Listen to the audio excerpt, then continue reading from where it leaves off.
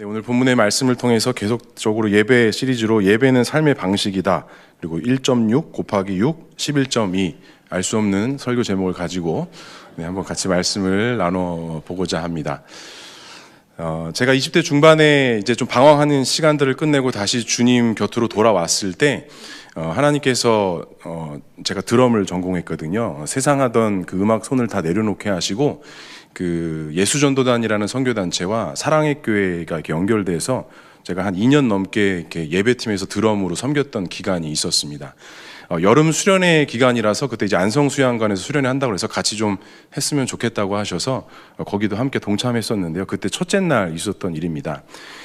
그때 찬양 인도를 하셨던 간사님, 지금 목사님이 되셨죠. 간사님께서 저희 팀원들한테 이런 제안을 하시더라고요. 우리가 오늘 3일 동안 예배팀으로 섬길 텐데 이스라엘 백성들이 여리고성을 돌았던 것처럼 우리가 여기 수양관을 예배를 드리기 전에 한번 돌면서 예배를 준비해보자, 이렇게 제안을 하시더라고요. 뭐 거절하고 싶었지만 거절할 수 없는 제안이었기 때문에 저녁을 일찍 먹고 예배팀이 한 줄로 쭉 서서 정말 아무 말도 하지 않고 기도하는 마음으로 그 안성수양관을 7바퀴를 이렇게 돌았던 기억이 있습니다.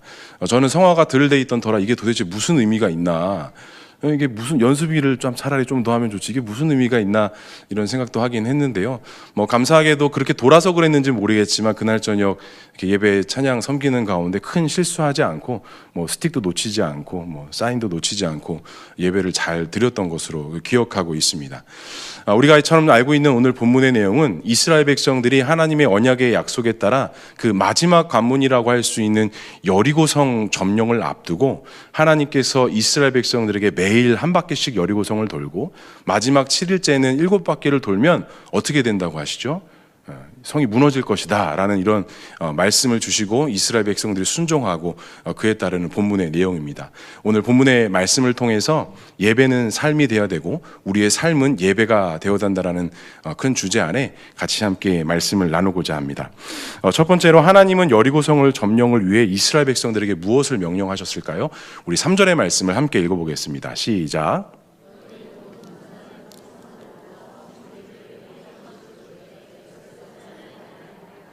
출애굽한 이스라엘 백성들은 드디어 약속의 땅에 이르렀습니다. 요단도 건넜고요. 6월절 할례도 행하고 이제는 여리고성을 앞두고 있는 상황 속에 하나님께서 이스라엘 백성들에게 명령하신 것은 하루에 한 바퀴씩 여리고성을 돌아라. 그리고 마지막 7일째는 7바퀴를 돌아라. 그러면 어떻게 될 것이다? 무너지게 될 것이다 라고 이렇게 말씀을 하셨어요. 근데 당시 여리고의 상황은 어땠느냐? 오늘 본문 1절에 보면 이렇게 말씀합니다. 이스라엘 자손들로 말미암아 여리고는 굳게 닫혔다라고 그렇게 말씀하고 있습니다. 여리고성의 내부적인 상황을 보면요, 내벽과 외벽으로 이렇게 펼쳐진 PPT 보여주시면 되겠습니다. 뜨고 있나요? 네, 제 화면만 안 보이는군요. 이렇게 내벽과 외벽으로 펼쳐져 있고요. 전시 때는 이 내벽과 외벽 사이에 돌을 채워서 더 견고하게 세웠다고 합니다. 그리고 이 성의 규모는 폭이 한 200m, 또 길이가 100m고요. 당시 이 크기 정도라면 약 한 2,000명 정도의 인구가 살았을 것으로 그렇게 예측을 하고 있습니다. 견고하고요. 그렇게 쉽게 무너뜨릴 수 없는 이 여리고 성이었습니다. 그런데 하나님께서 무엇을 명령하셨어요? 하루에 한 바퀴씩 돌아라. 그리고 마지막 7일째는 7바퀴를 돌아라. 그러면 저 성이 어떻게 된다고요?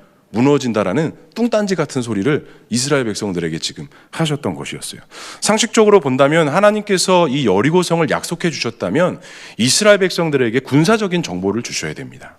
여리고성이 어디가 빈약하고 어디로 침략을 해야 되고 어디로 함락을 해야 되는지 그런 정보를 주셔야 되는데 하나님은 언제나 비합리적이고 상식에서 벗어난 주문을 하시는 것이죠. 그냥 돌아라. 그냥 돌면 나중에 어떻게 될 것이다? 무너질 것이다 라고 말씀을 하셨던 것이죠. 사실 정탐꾼을 보냈을 때 기생 라합을 통해서 얻은 정보를 보면 이렇습니다. 여호수아 2장 9절에 보면 이렇게 말씀합니다. 여호와께서 이 땅을 너에게 주신 줄을 내가 아노라. 우리가 너희를 심히 두려워하고 이 땅 주민들이 다 너희 앞에서 간담이 녹나니. 이 여리고 성의 상황을 알기 위해서 정탐꾼을 보냈는데요. 정탐꾼이 얻은 정보는 그 여리고 상황의 어떤 상태나 형편의 정보를 얻은 것이 아니라 기생 라합을 통해서 하나님의 존재를 우리가 알고 있고 너희들과 함께 하고 있는 하나님을 우리가 알고 있으며 너희와 함께 하시는 하나님께서 이 땅을 너희들에게 줄 것을 내가 알고 있다라는 그런 신앙의 고백을 라합이 한 것을 우리가 알 수 있습니다. 다시 말하자면 지금 이스라엘 백성들에게 하나님께서 말씀하신 것은 어떤 방법적인 것들, 어떤 지략적인 것들, 무엇을 준비하고 무엇을 대비해야 하는 것들을 말씀하시고 보여주신 것이 아니라 계속적으로 이스라엘 백성들에게 보여주시는 것은 하나님께서 너희들에게 이 땅을 주신 것이다라는 내용을 계속적으로 알게 하셨다는 것이죠. 하나님의 약속, 하나님의 언약을 계속적으로 이스라엘 백성들이 놓치지 않도록 이스라엘 백성들에게 계속적으로 알려주셨다는 것입니다. 그렇다면 왜 하나님께서 이스라엘 백성들에게 여리고성을 일주일 동안 돌라라고 말씀하셨을까요? 우리 2절의 말씀을 함께 읽어보겠습니다. 시작.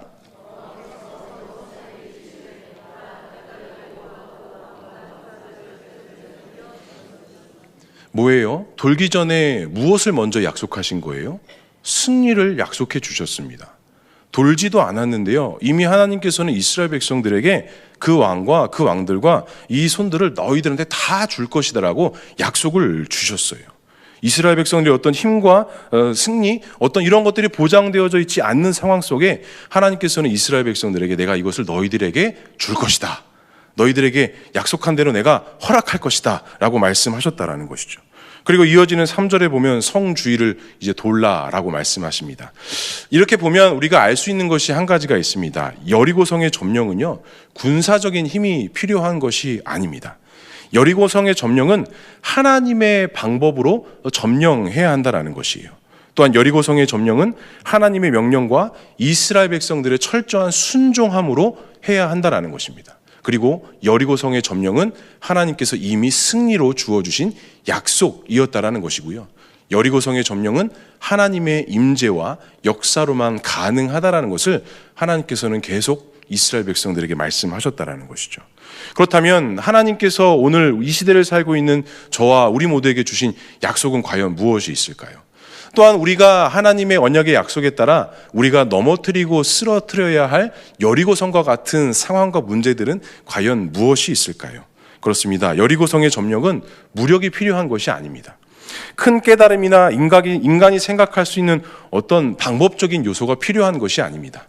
여리고성의 점령은 하나님의 은혜가 있어야 됩니다. 여리고성의 점령은 하나님의 강권적인 역사가 있어야 됩니다.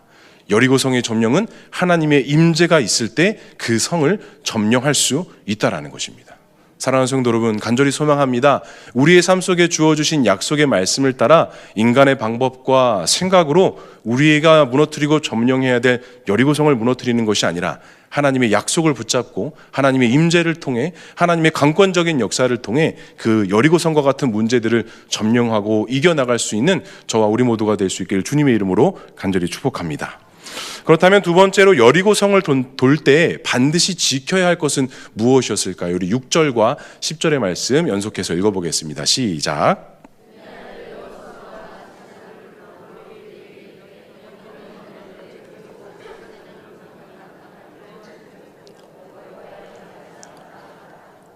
여호수아가 백성에게 명령하여 이르되 너희는 외치지 말며 너희 음성을 들리게 하지 말며 너희 입에서 아무 말도 내지 말라.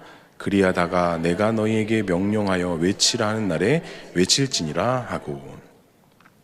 첫 번째로 여리고성을 돌 때 그들의 행렬에 규칙이 있었습니다.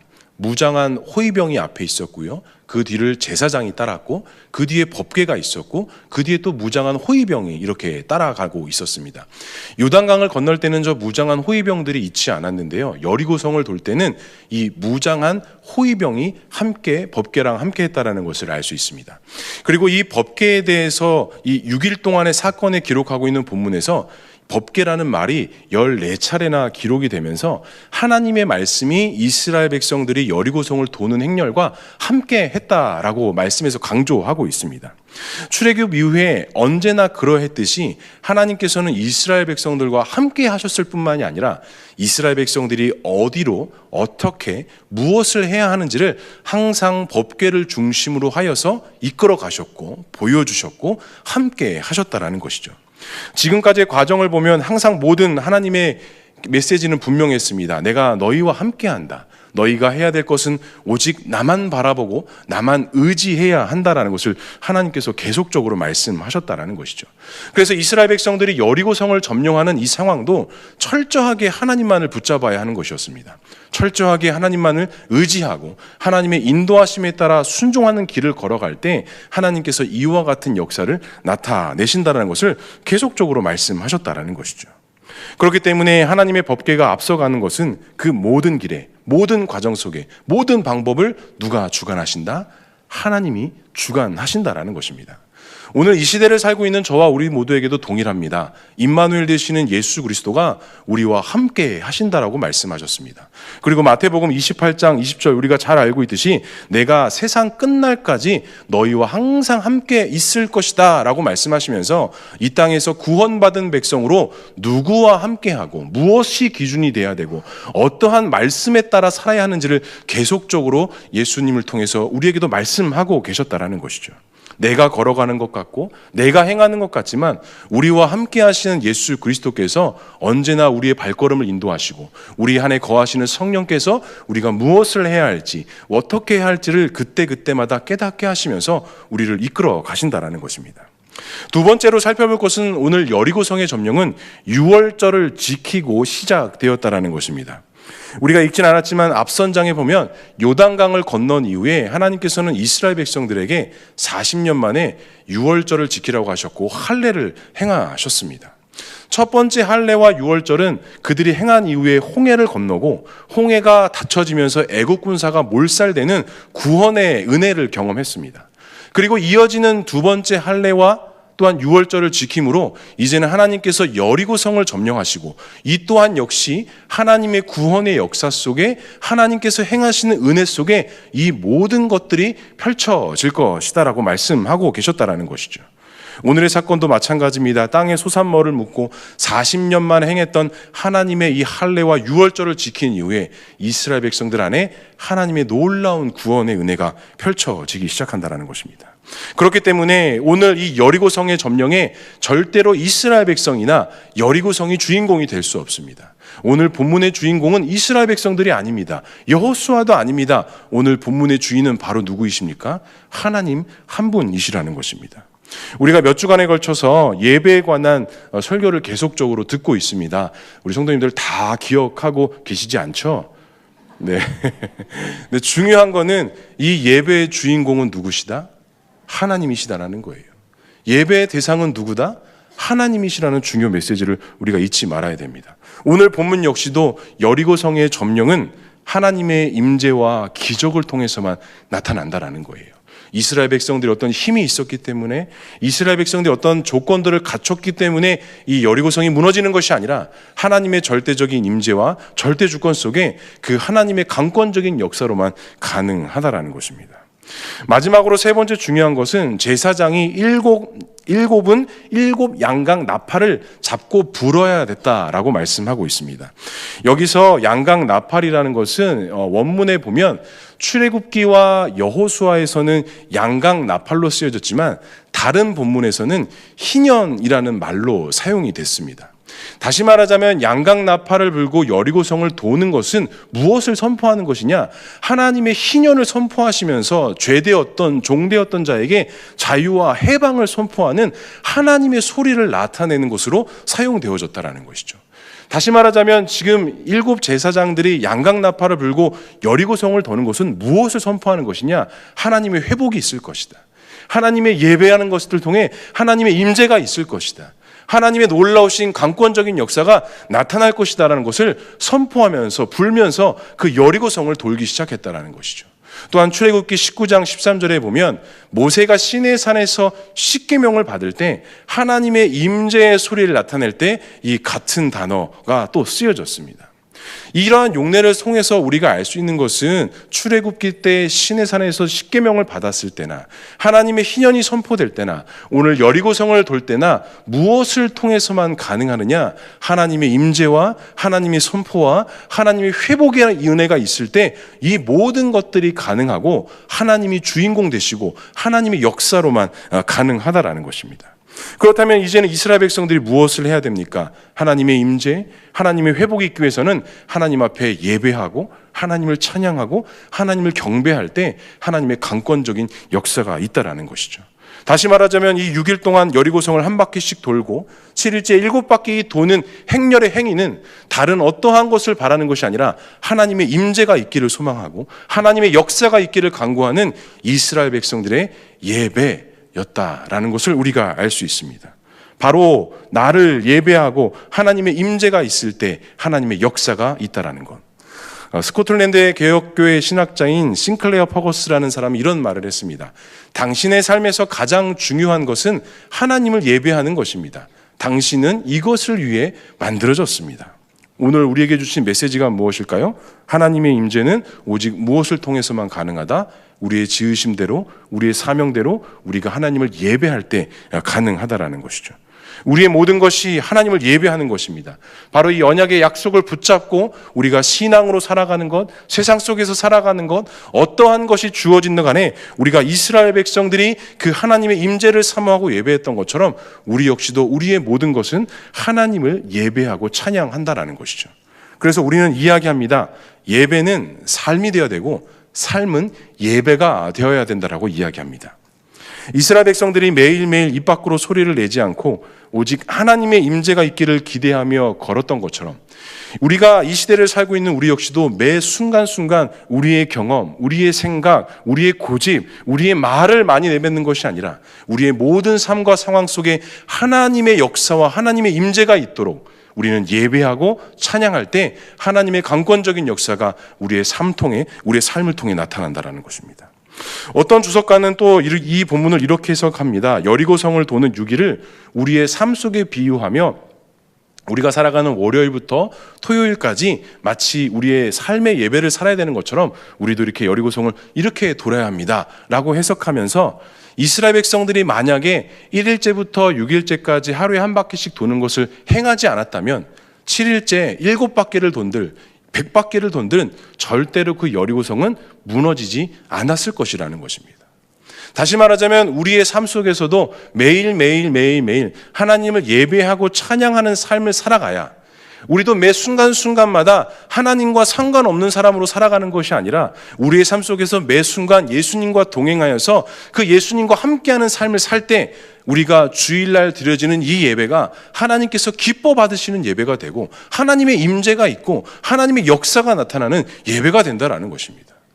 우리가 한 주간 동안 하나님과 상관없는 사람처럼 살다가 주일날 교회에 와서 아무리 예배를 드린들, 아무리 찬양을 한들, 아무리 기도한들, 아무리 은혜로운 말씀으로 우리가 도전받는들 그것이 하나님께서 과연 기뻐 받으시는 예배가 되겠습니까? 그렇지 않다라는 것입니다. 하나님을 주인 삼고 우리가 하나님의 자녀된 자의 삶을 살고 있다면 이스라엘 백성들이 여리고성을 매일 한 바퀴씩 돌아 하나님의 임재와 하나님의 역사를 위해 예배하고 찬양했던 것처럼 우리의 삶 역시도 우리의 모든 삶 역시도 하나님 앞에 드려지는 예배가 된다라는 것입니다. 제가 파트 사역을 마치고 전임 사역이 시작되었습니다. 이전 교회에서 있었던 일인데요. 9년의 파트 생활을 마치고 이제 드디어 전임 사역이 시작이 되었습니다. 의기가 넘쳤습니다. 내가 이 9년간의 이 경험과 서러움을 내가 벗삼아 내가 아주 놀랍게 전임 사역을 감당하겠다라는 이 포부를 가지고 시작을 했습니다. 그런데 저에게 첫 번째로 주어진 임무는 다름 아닌 외부 남녀 화장실을 청소하는 일이었습니다. 매주 화요일 첫 출근을 해서 저희가 하는 일은 고무장갑을 끼고 장화를 신고 100리터 종량제 봉투에 각 화장실 칸마다 있는 화장지를 담기 시작합니다. 받아들이기 쉽지 않았습니다. 의욕이 넘쳤던 저에게 찬물을 끼얹는 것 같은 사명이 주어졌습니다. 그렇게 또 쓰레기를 다 비우고 나서 이제는 비누 거품 풀고 각 변기통을 닦기 시작합니다. 받아들이기 쉽지 않았습니다. 어떻게 보면 가장 더럽고 가장 하기 싫은 일들을 저에게 그때 목사님께서 시키신 의도가 있으셨겠죠. 네. 그래도 우리 안에 내재되어 있는 것이 있잖아요. 무엇? 다 하나님의 뜻이 있다. 그렇게 한 주, 그렇게 한 주, 그렇게 1년, 그렇게 2년, 그렇게 3년, 그렇게 4년, 그렇게 5년, 우리 교회 오기 전까지 제가 그 일을 매주 화요일마다 거행하고 있었습니다. 처음에는 받아들여지기 쉽지 않았지만 하다 보니까 나름 또 재미있더라고요. 주인 의식도 생겼고요. 조금 그런 말인데요. 내가 닦는 변기에 온 성도들이 소중한 시간을 보낸다라는 것에 대해서 나름 기쁨과 소망이 있었습니다. 네. 그리고 매주 화요일마다 1시간 넘게 하는 화장실 청소는 저는 청소하는 시간이 아니라 하나님 앞에 예배 드리는 시간이었습니다.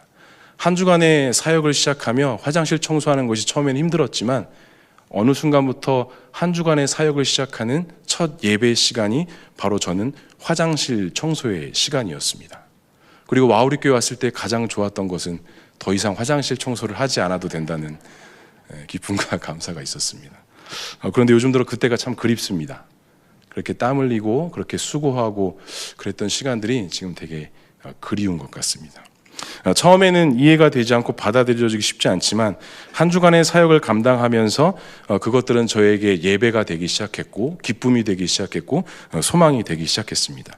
그리고 변기를 닦으면서 바닥을 닦으면서 하나님을 사랑하는 마음, 교회를 사랑하는 마음, 전혀 상관이 없는 것 같았던 영혼을 사랑하는 마음이 날이 갈수록 점점 커져가는 제 자신을 발견했습니다. 그렇습니다. 예배는 삶의 구분선이 있는 것이 아닙니다. 어떤 특정한 것만이 하나님 앞에 예배 드리는 것이 아니라 어찌 보면 내가 가장 하기 싫고 남이 가장 하기 싫어하는 일들을 내가 순종함으로 감당하는 것이 아마 하나님께서 가장 기뻐 받으시는 예배가 되지 않을까 생각합니다. 이해되지 않고 정말 하기 싫고 받아들이기 싫은 일도 상황과 구분되지 않고 진정한 삶의 예배를 통해 예배 현장이 되는 삶. 사랑하는 성도 여러분, 어떤 삶의 예배를 드리고 계십니까? 사랑하는 성도 여러분, 어떤 예배를 어떻게 삶으로 살아내고 계십니까? 가정사역도 직장에서도 교회에서 주어지는 그 어떠한 사역도 우리 모두에게는 다 하나님 앞에 드려지는 예배가 된다는 것을 기억하시기 바랍니다. 간절히 소망합니다. 나의 삶의 모든 현장, 내 모든 사역의 현장의 자리가 정체성이 없이 그냥 기능적인 역할만을 하는 자리가 아니라 우리의 구원의 은혜를 주신 그 정체성의 은혜로 말미암아 하나님을 예배하고 하나님을 찬양하고 하나님의 임재가 있는 그런 삶의 현장의 예배, 그런 우리의 사역의 현장의 예배가 될 수 있기를 주님의 이름으로 간절히 소망합니다. 마지막으로 삶이 예배가 되는 방법과 길은 과연 무엇일까요? 우리 27절의 말씀 함께 읽어보겠습니다. 시작.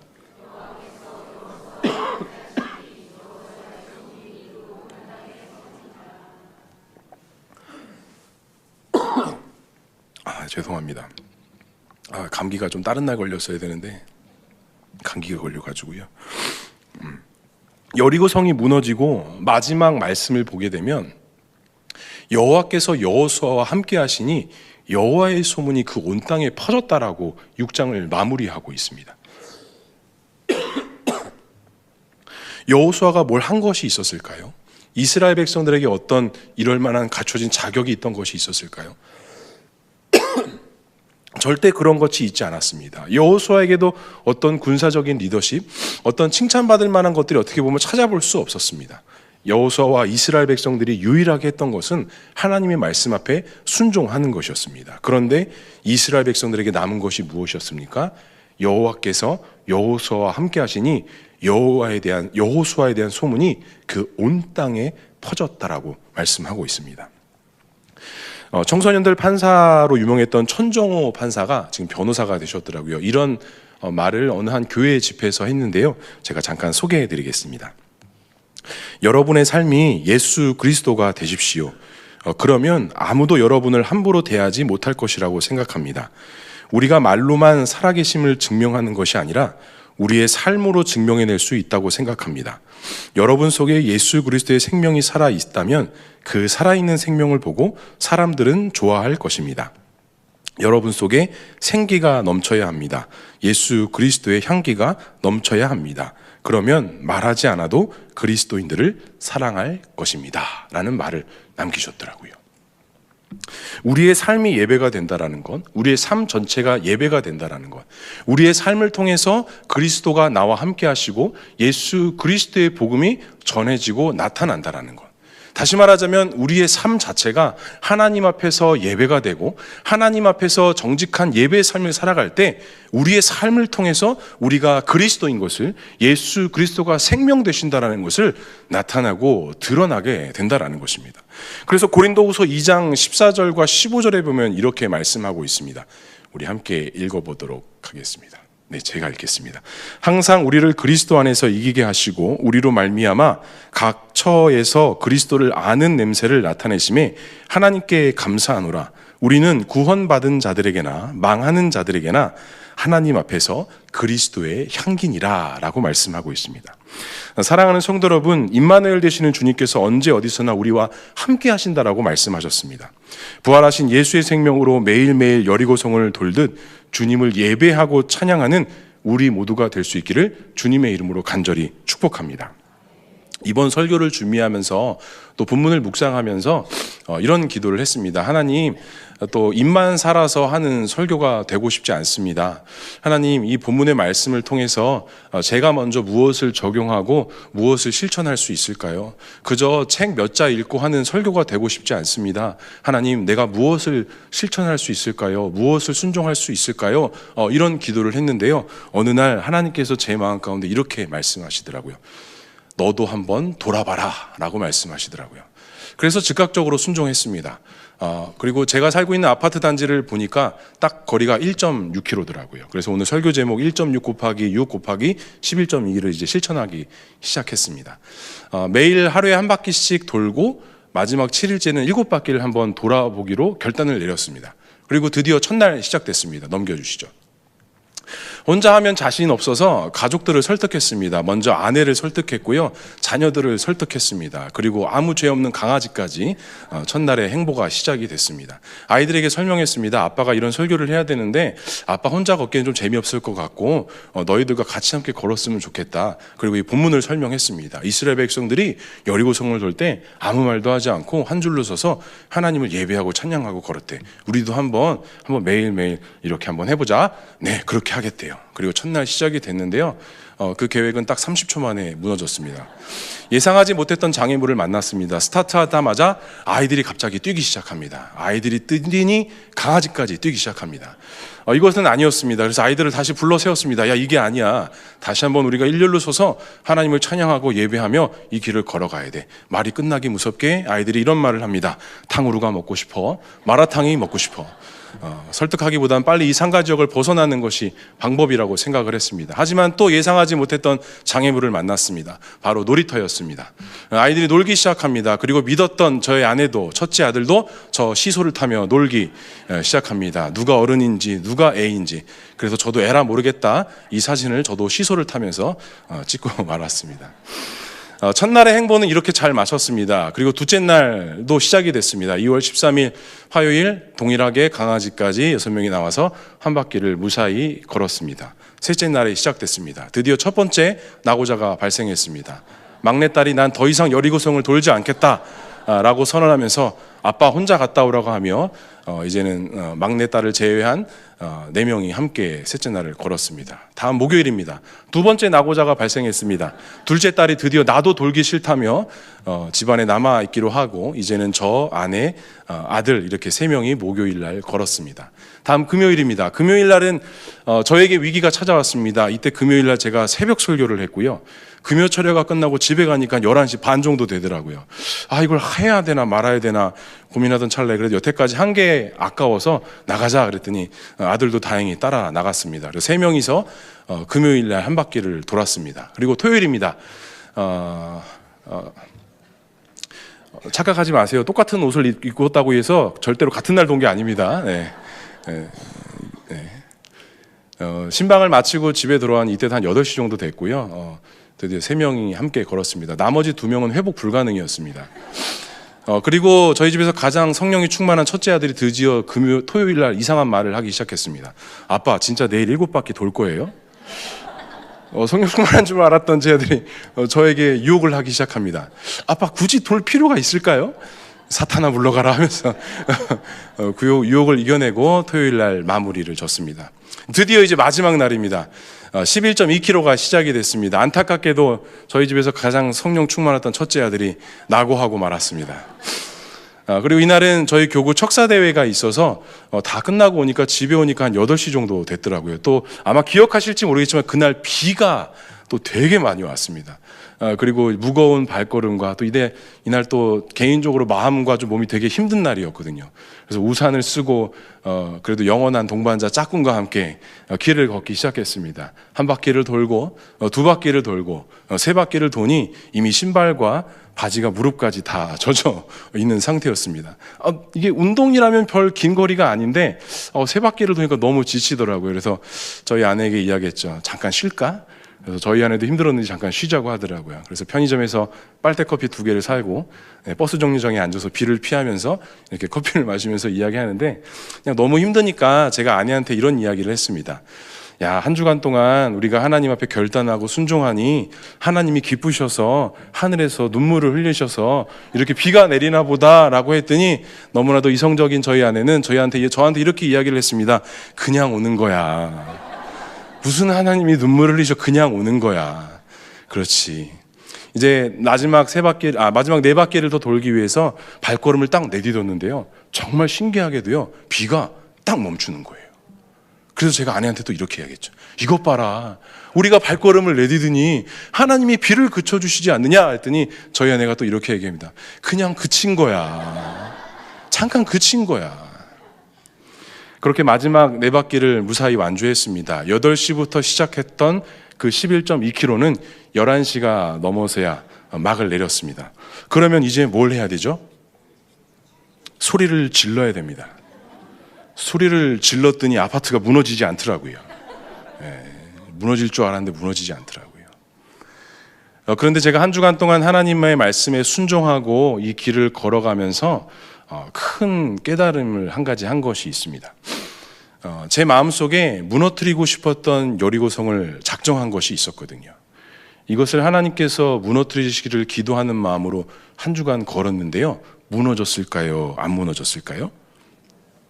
무너졌을까요? 무너지긴 뭐가 무너져요. 하나도 안 무너지더라고요. 근데요, 무너지는 게 하나가 있었습니다. 마지막 날 7일째 첫 바퀴를 도는데 무엇이 무너졌을까요? 제 자신이 무너지기 시작하더라고요. 한 주간 동안은 참 아무 생각이 없었는데 마지막 날 첫 바퀴를 도는데 제 자신이 무너지기 시작하더라고요. 저는 여리고성을 무너뜨리고 싶었는데 그 여리고성은 무너지지 않고요. 무너지고 싶지 않았던 제 마음이, 제 생각이, 제 주장이 무너지기 시작하더라고요. 그리고 무엇이 보이기 시작했을까요? 여리고성이 보이는 게 아니라 하나님이 보이기 시작했습니다. 우리는 보통 예배자로 승리하세요 이런 말을 하곤 합니다. 예배로 진정한 승리는 이기고 일어섬에 있는 것이 아닌 것 같습니다. 다른 무엇을 극복하고 이겨내는 것이 삶의 예배에서 승리하는 것이 아닌 것 같습니다. 삶의 예배는 내가 무너지는 것 같습니다. 아니, 내가 무너질 때 진정한 삶의 예배가 시작되는 것 같습니다. 내가 무너지고 내 안에 거하시는 주님이 진정으로 주인으로 보이기 시작할 때 삶의 예배가 사라지기 시작했고 그 가운데서 하나님을 볼 수 있었습니다. 내가 죽고 십자가에서 죽으시고 부활하신 주님이 내 안에서 드러나고 바로 내가 무너지고 내가 없어질 때 주님이 드러나시고 주님의 영광이 나타난다라는 것. 여리고성이 무너져야 하나님이 보이는 것이 아니라 내가 무너지고 내가 낮아지고 내가 없어질 때 내 안에 거하시는 하나님께서 일하시고 보이기 시작한다라는 것. 이스라엘 백성들도 7일 동안 여리고성을 돌면서 많은 일들이 있지 않았을까요? 마라탕이 먹고 싶다, 탕후루가 먹고 싶다, 놀이터의 유혹, 굳이 7바퀴를 돌아야 하나요? 이런 유혹과 이런 넘어짐이 있지 않았을까요? 결국 이스라엘 백성들은 자신들의 삶 전체를 하나님께 순종하며 한 주간의 삶의 예배 속에서 자신의 모든 것들이 무너지고 오직 주의 말씀만이, 주의 임재만을 기다리고 사모하며 그 길을 걸어갔습니다. 사랑하는 성도 여러분, 삶의 예배 자리에서 철저하게 무너지시고 낮아질 수 있기를 주님의 이름으로 간절히 축복합니다. 내 이름 석자를 나타내고 드러내기 위해서 애쓰는 삶을 살아가는 것이 아니라 나는 죽고 예수로 사는 삶, 나는 낮아지고 내 안에 생명되어 주신 부활의 예수의 영으로 살아가는 삶, 그러한 삶의 현장에서 예수님을 증명하고 나타나는 저와 우리 모두가 될 수 있기를 주님의 이름으로 간절히 축복합니다. 너도 한번 돌아봐라. 사랑하는 성도 여러분, 한번 돌아보고 싶지 않으십니까? 우리에게 좋은 기회가 있습니다. 다음 주 고난주간 특세가 진행이 됩니다. 한 주간 하나님의 말씀을 붙잡고 한번 이 고난주간 특세를 완주해봤으면 좋겠습니다. 그리고 그 한 주간 돌았을 때 그 부활주일날 하나님께서 우리에게 어떠한 생명과 같은 은혜를 부어주시는지, 다음 주 한 주간 자녀들과 함께 힘들고 어렵더라도, 자녀들이 엄마 아빠 굳이 가야 될까요? 라는 말을 던지더라도, 혹시나 낙오자가 생기더라도 다음 주 한 주간 동안 하나님 앞에 마음을 지키고 생각을 지키고 우리 안에 거하시는 예수만 드러나고 하나님만 보일 수 있도록 다음 주 한 주간 고난주간 특세 한번 돌아보시기를 바랍니다. 하나님께서 어떠한 은혜를 주시는지를 매일매일 묵상하며 주실 말씀을 기대하고 사모하는 마음으로 부활주의를 잘 맞이할 수 있는 고난주간 될 수 있기를 주님의 이름으로 간절히 축복합니다. 말씀을 정리합니다. 예배는 삶이 되어야 됩니다. 삶은 곧 예배가 되어야 합니다. 하루의 삶의 예배를 통해 나는 무너지고 죽되 우리의 주인과 우리의 소망 되시는 매일매일 주님의 살아나심의 은혜로 말미암아 삶의 예배를 통해서 승리하고 간증이 되는 저와 우리 모두의 삶이 될 수 있기를 주님의 이름으로 간절히 축복합니다. 한 주간 아파트를 돌면서 불렀던 찬양이 있습니다. 정말 많이, 한 주간 동안 정말 많이 들었던 것 같아요. 그리고 마지막 날 7일째 첫 바퀴 돌 때 제 자신이 무너졌다고 했잖아요. 그때도 이 찬양을 부르면서 돌았는데 제가 이렇게 돌면서 손 들고 한번 이렇게 부끄럽지만 이렇게 들고 한번 찬양하고 불러봤는데 하나님의 크신 은혜가 있었습니다. 오늘 그 찬양 같이 불러가면서 오늘 주신 말씀 기억하면서 같이 함께 찬양 부르고 함께 기도했으면 좋겠습니다.